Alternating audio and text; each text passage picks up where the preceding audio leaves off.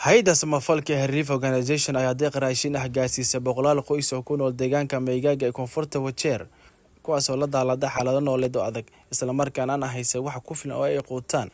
Deeqdan ayaa isugu jira noocyo kala duwan oo raashin ah, kuwaas oo si weyn u dabooli doona baahiyaha aasaasiga ah ee qoysaska danyarta ah.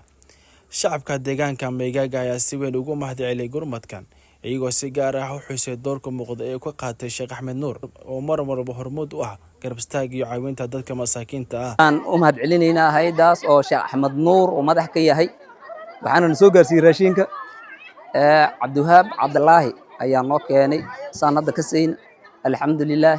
dad badan oo masaakiin ah raashinka inta ku qaatay waqti kulul oo abaar oo roobab adana ay da'een oo jidkiina as xirnay oo dadka tabarayda ahay aas aad iyo aad u liiday waqti fiican ay ku soo hagaagtay oo dadka masaakiinta aad u tabaalaysan yahay.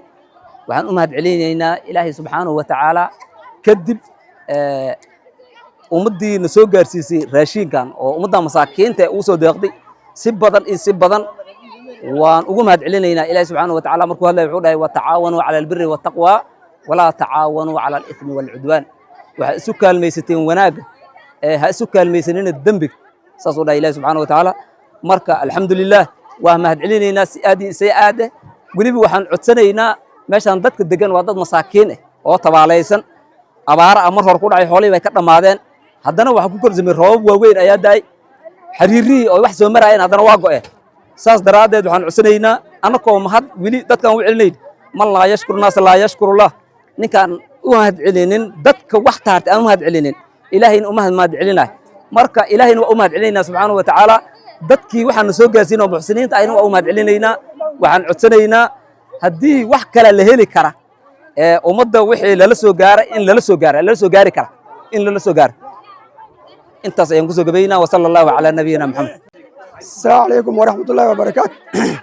magacaydu waxa waaye Cabdulaahi Cabdo Cabdi, waxaan joogaa meesha la yiraahdo Maygaga Dhoran Urey Wog.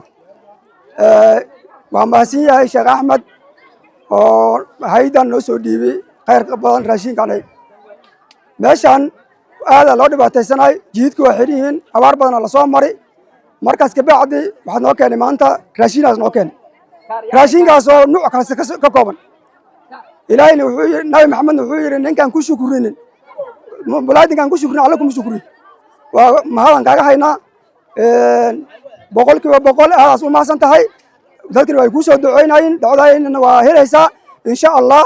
marka waxaan ka codsanaynaa mid kale iyo mid ka sii badan ka codsanaynaa. waa maasanta. بسم الله الرحمن الرحيم. السلام عليكم ورحمة الله وبركاته.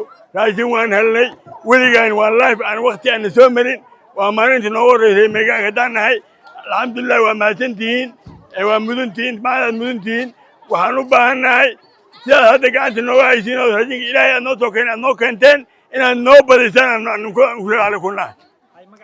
مجا أيجو حالي يا آدم بولو فارح مجال أكو أنا أودي مجال أنا.